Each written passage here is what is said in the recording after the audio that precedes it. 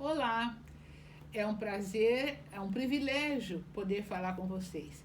Meu nome é Aglaé, eu primeiramente gostaria de agradecer a Paula pela oportunidade de poder falar com vocês, né, sobre algo tão importante que eu julgo algo fundamental, que é sobre educação. Em segundo lugar, eu gostaria de parabenizá-los. Por quê? Porque vocês têm uma professora sensacional aí com vocês, que é a Paula, né? Ela me pediu para a gente conversar um pouquinho sobre educação. Bom, educação é uma coisa que todo mundo fala, né? Como a receita de remédio para dor de cabeça, de tudo. Todo mundo fala sobre educação. Mas educação, ao meu ver, é algo que é fundante. Não há nada mais importante para o ser humano do que ele ser um ser educado, né? Ficou um ser educado, mas dessa maneira. Eu quero dizer para vocês, em primeiro lugar, que quando eu estou falando de educação, eu não estou falando de escola.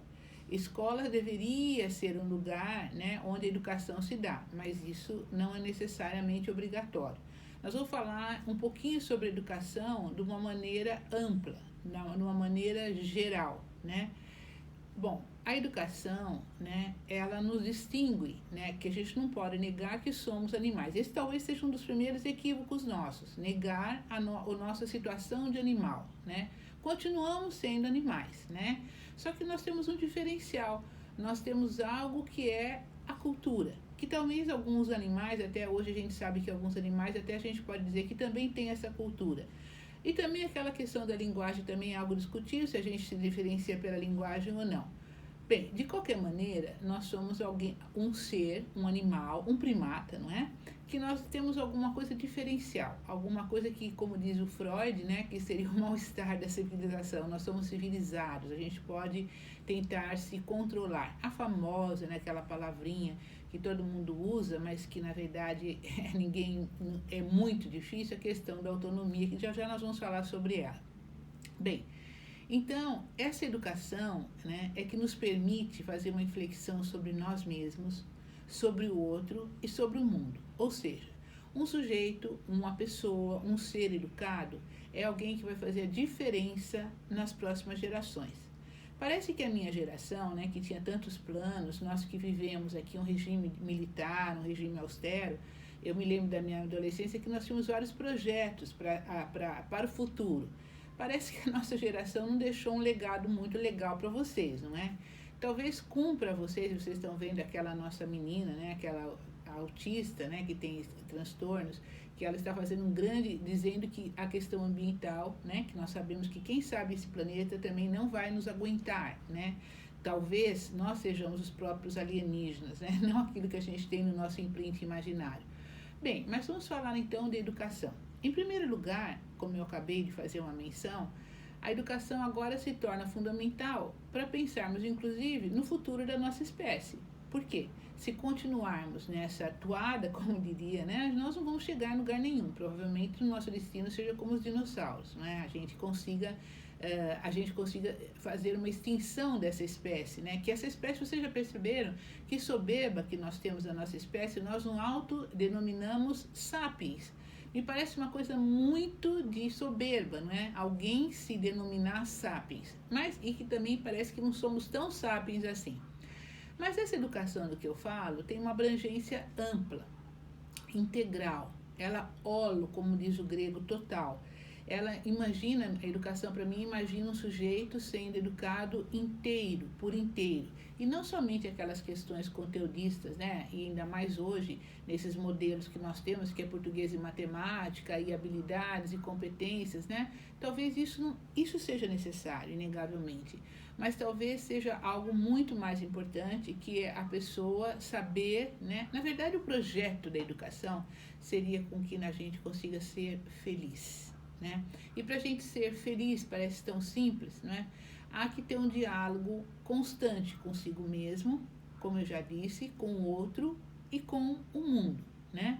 Então, essa educação de hoje, nós não podemos negar que, como diz o Paulo Freire, a educação seria para mostrar o mundo às futuras gerações, né?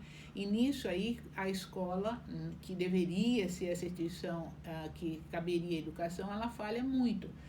no geral, né? Porque a escola, nós estamos querendo ou não imersos numa cultura digital, a gente goste ou a gente não goste, né? E parece que uma das instituições que se nega a entrar nesta cultura, que está encharcando o mundo, que independente que a gente, repito, que a gente goste ou não, estamos nela. É a nossa cultura, é o nosso momento histórico, não é? Então, eu penso que nós poderíamos, como educação global, com uma educação pautada no princípio da equidade, né? Sobre a questão da biodiversidade e da hipercomplexidade do ser humano, que hoje a gente nem fala mais da complexidade, a gente fala hoje da hipercomplexidade da sociedade atual, né? Que a gente forme uma geração, vocês, né? Vocês que estão aí me escutando, uma geração que seja capaz de analisar, de refletir, não é? De discutir sobre os problemas que causam a humanidade, que nós estamos nele, né?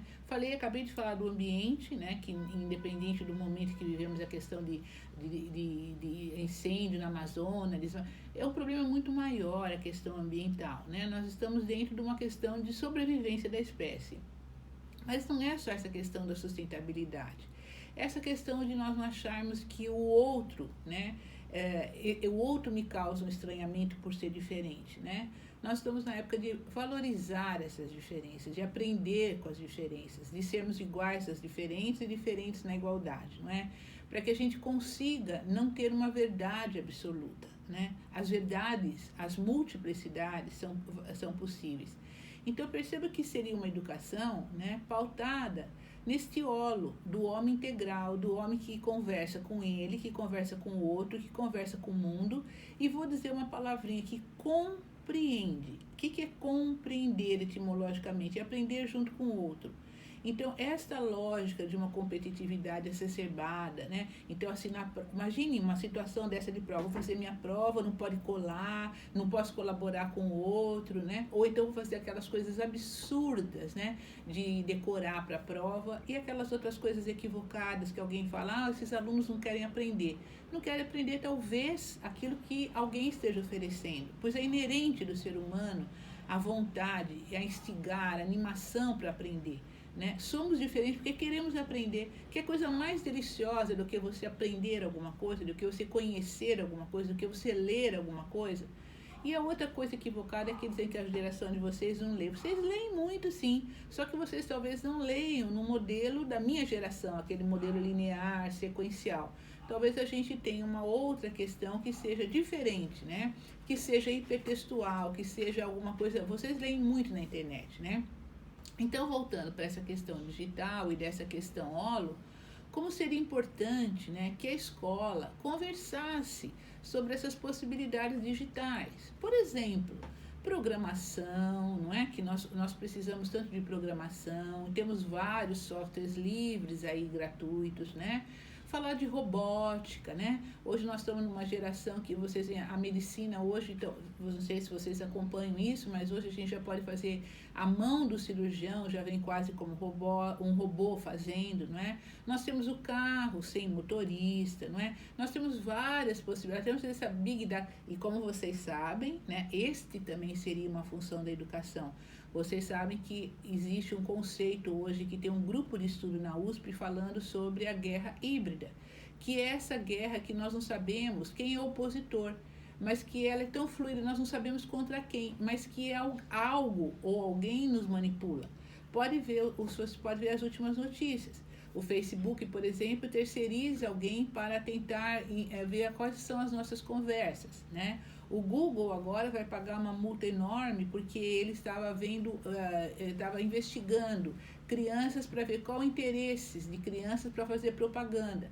Ou seja, nesta guerra híbrida, né, que ainda não é um conceito, mas é um processo, né, nós não sabemos direito a quem estamos sendo manipulados. E como que seria, então, esta educação que eu estou dizendo que seria educação para o futuro? Não esta educação que está criando para uma sociedade que não vai existir mais, né? A educação, às vezes, equivocadamente, imagine que vocês têm escola que ainda estão fazendo letra cursiva, né? A criança fazendo 1000 folhas de caligrafia. Isso era na Idade Média, ou talvez na modernidade. Hoje não é mais possível essa questão. Hoje a questão teria que ser o quê? Alguém que esteja imerso nesta nova cultura, né?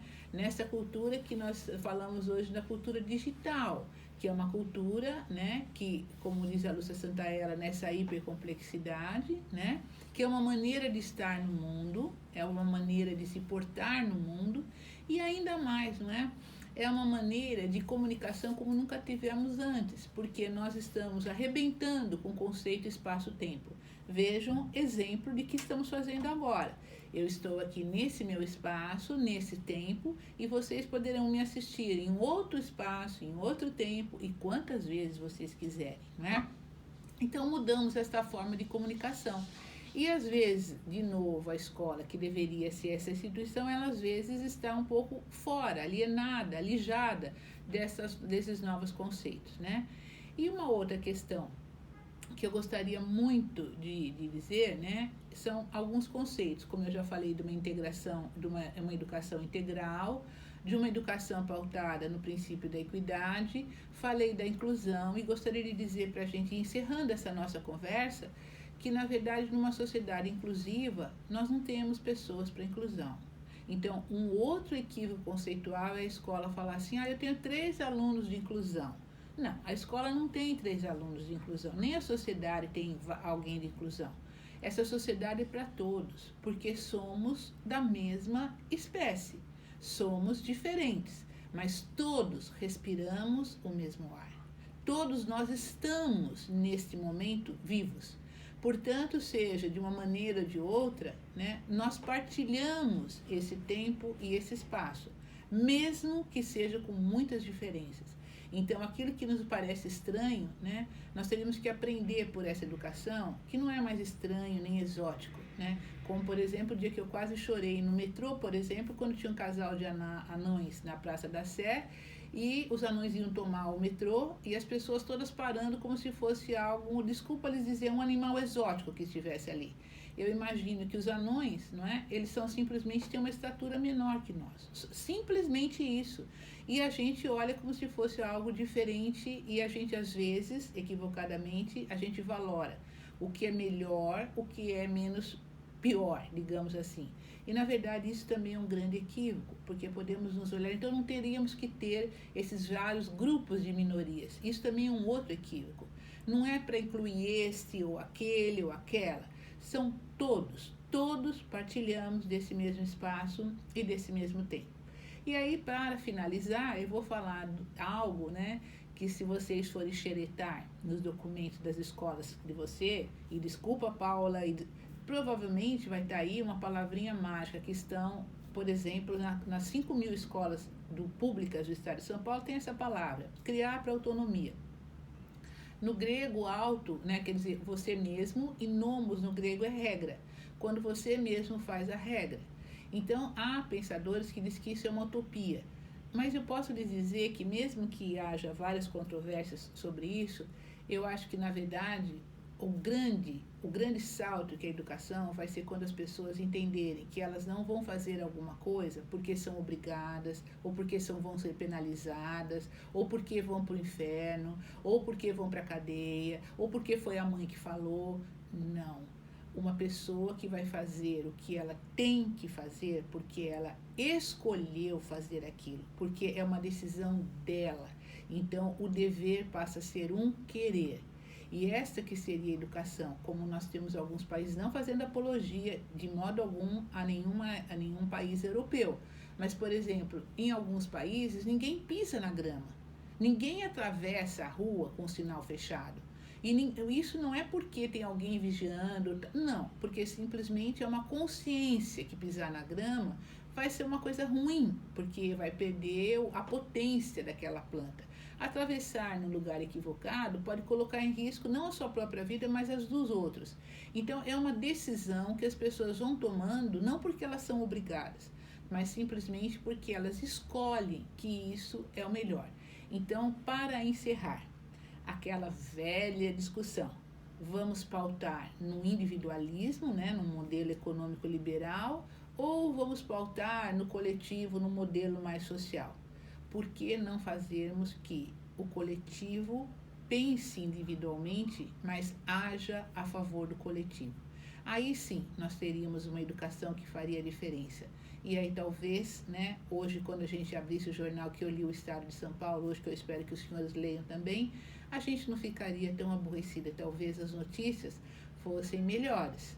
E se os senhores estão pensando, vocês aí estão pensando que eu estou falando uma utopia, né, quero lhes encerrar dizendo o seguinte: não vamos para lugar nenhum se não tivermos pequenas utopias.